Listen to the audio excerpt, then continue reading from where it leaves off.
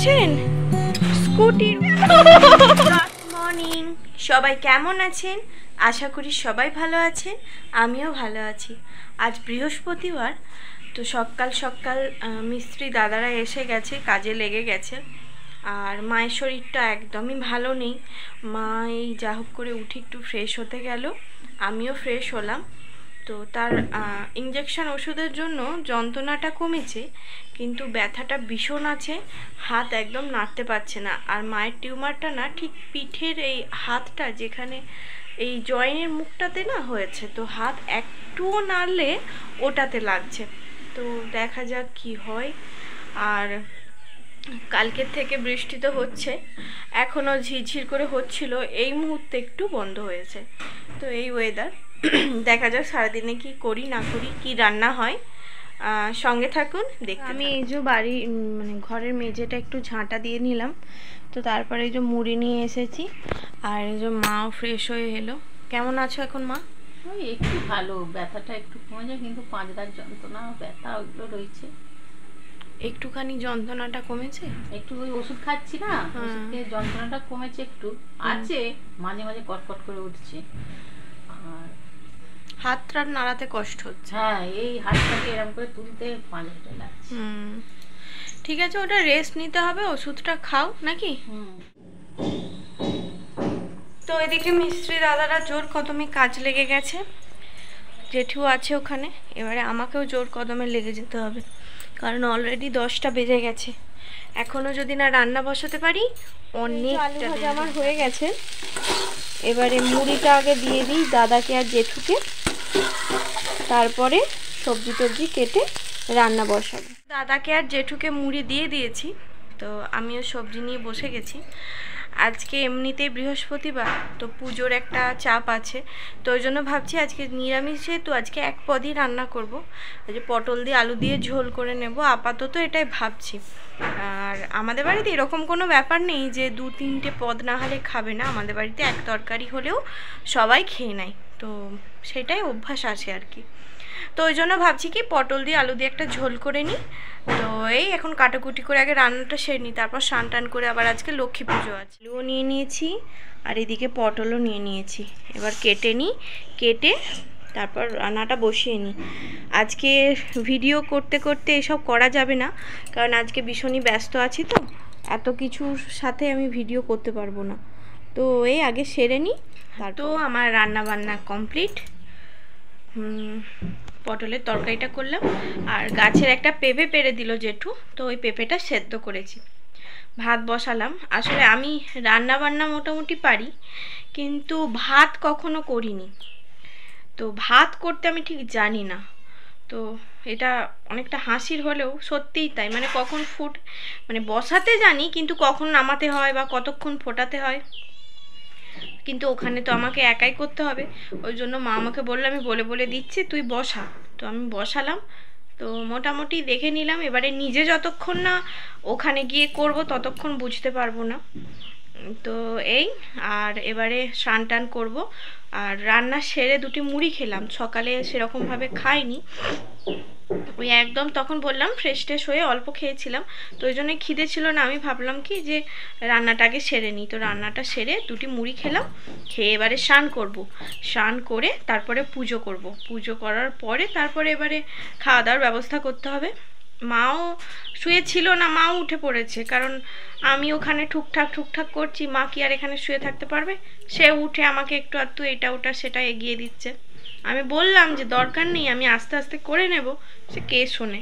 তো এই, তো এখন এলাম, এসে এবার স্নান টান করি, চুলটা ছাড়িয়ে স্নান টান করবো, করে পুজোটা করে নিই। তো আমি তখন স্নান টান সেরে আমাদের গাছের যা ফুল ছিল সেগুলো তুলতে গেছিলাম। আসলে অনেকটা বেলা হয়ে গেছিলো সব কিছু সেরে তারপরে পুজো করতে যাওয়া। জানি আজ বৃহস্পতিবার, 12টার পর পুজো করা ঠিক না, কিন্তু কি করব, মায়ের শরীরটা তো ভালো নেই, ওই জন্য সব কিছু সেরে তারপরেই পুজো করতে যাওয়া। তো অনেকটা বেলা হয়ে গেছিলো, ওই জন্য ফুল তো সেরকম আর কোথাও নেই, তো আমাদের কাছেই যেটুকু ছিল সেটুকুই তুলছিলাম। তাও আজকে ওয়েদারটা মেঘলা ছিল বলে অনেক ফুল পেয়েছি, আমাদেরই গাছের সব, না হলে হয়তো অনেকটাই শুকিয়ে যেত। তো যেগুলো ছিল সেগুলো থেকেই তুলে নিলাম। আর এই যে এখানে যে গোলাপি রঙের টগর ফুলটা দেখতে পাচ্ছেন, এটা আমি অনেক বছর আগে একটা নার্সারি থেকে এনেছিলাম। এই ফুলটা কি সুন্দর দেখতে, টগর ফুল অথচ হালকা গোলাপি কালার, খুব মিষ্টি দেখতে। আমার এই ফুলটা খুবই পছন্দ। এই যে এক গামলা ফুল তুলে নিয়েছি, আমার গাছের ফুল। নিজের গাছের ফুল তুলে পুজো করতে ভীষণ ভালো লাগে, তাই না? আমার তো ভীষণ ভালো লাগে। তারপরে আজ বৃহস্পতিবার যেহেতু, ওই জন্য একটু আলপনা দিয়ে দিলাম চারিদিকে। সবটাই তো আর তোলা সম্ভব না, ওই জন্য একটা জায়গায় একটু তুলে নিলাম। তো সব চৌকাটে চৌকাটে বাইরে দিয়ে দিলাম। তারপর বৃষ্টি, বেশি তো চারিদিকে দেওয়াও যাবে না, ওই যতটুকু দেওয়া যায় ততটুকু দিয়ে দিলাম, না হলে তো আবার ধুয়েও যাবে। জলে সাজে শাক বাজে তোমার আবাহনে, পুষ্প অর্ঘ্য দিদি মা তোমার চরণে, যে বানারে পূজে তোমায় যে বাজন স্বরে, তুমি মাতার মনোবাঞ্ছা দাও পূর্ণ করে, ও মা দাও পূর্ণ করে।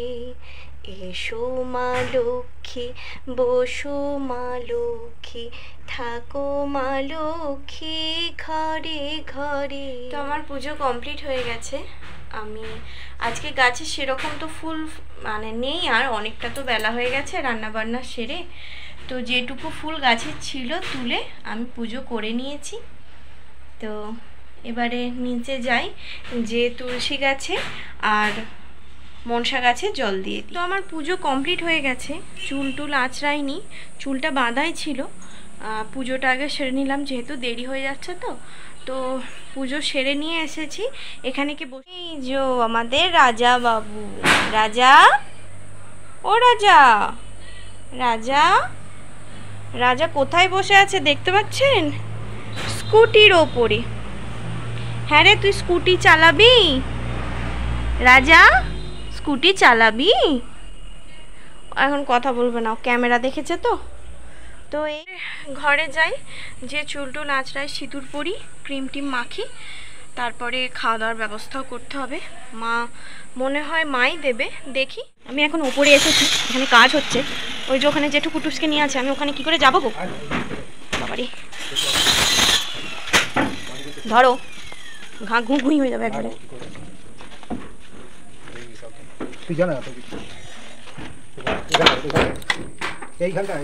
এইটাই আসবো, এইটাই ওঠ।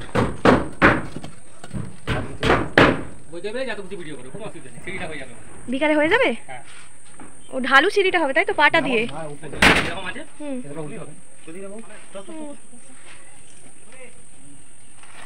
পুরোটাই হয়ে গেছে পাটা দেওয়া।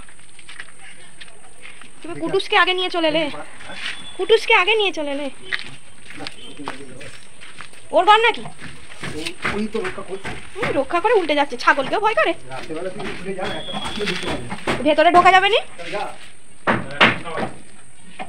ভেঙে মাথার উপর পড়ে গেলেই গেল। হ্যাঁ, চটি তো পড়েছি। আমি আগে এই ঘরটা দেখি, এটা আমাকে বেশি করে দেখতে হবে। তো এই যে সব বাঁশ দেওয়া হয়ে গেছে, কবে ঢালাই হবে বলছে। এই যে বাবা গো পিউ, সব বাঁশ দেওয়া হয়ে গেছে। নিচের যা অবস্থা। এই কুটুস, কুটুস, হ্যাঁ গুরু, ও দেখতে ফটো কি হয়েছে দেখি, একবার জানালাটার কাছটাই যাই। জেঠু এখন এসেছি ওপরে, আমরা একটু ঘর দেখতে এসেছি কি হচ্ছে না হচ্ছে। তো এই দেখলাম, এবার নিচে চলে যাই।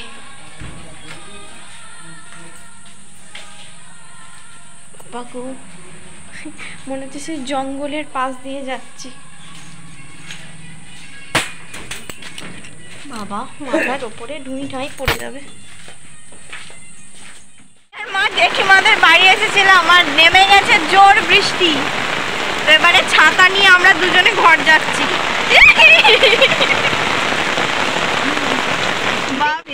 একদম জল যাচ্ছে, দেখো না যেন।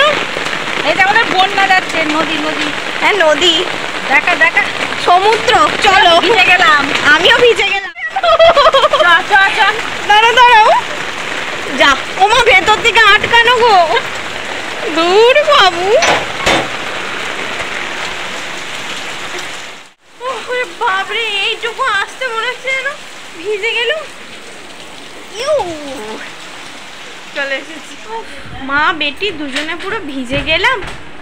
বাপরে, মাও অর্ধেকটা ভিজে গেছে, আমিও ভিজে গেছি একবারে। ভীষণ জোরে জল নেমে গেছে। তাও অনেকক্ষণ ওয়েট করেছি, 15-20 মিনিট ওয়েট করেছি, তাও থামছে না। তো তারপর আবার একটা ছাতা নিয়ে এলাম। উফ, খাওয়া দাওয়া হয়ে গেছে। তো আজকে ওই তো তরকারি হয়েছিল, ওই জন্য আর কিছু দেখাইনি। আজকে পটলের তরকারি হয়েছিল, পেঁপে সেদ্ধ হয়েছিল, আর চাটনি তো আছেই। এই ব্যাস। তুমি লাইট অফ করে দিলে কেন?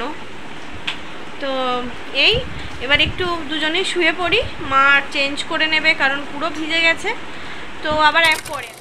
তো এখন বাজছে রাত্রি 10:30। আমাদের সকলের খাওয়া দাওয়া কমপ্লিট হয়ে গেছে। তো সন্ধ্যাবেলায় সন্ধ্যা দেখানোর পরে মুড়ি খেয়েছিলাম, তারপর বসে আজকে দাদার সন্ধ্যাবেলায় টিউশন ছিল না, তো আমরা তিনজন একটু গল্প গুজব করছিলাম। আজকে সিমেন্ট এলো বাড়িতে, তো জেঠু বাবা ওই সব নিয়ে ব্যস্ত আছে। তো শনিবারে আমাদের ঢালাই হবে, এটা আপাতত ঠিক হয়েছে, তারপর বাকিটা তো ওয়েদারের ওপর ডিপেন্ড করছে। তো এবারে সবাই শুয়ে পড়বো।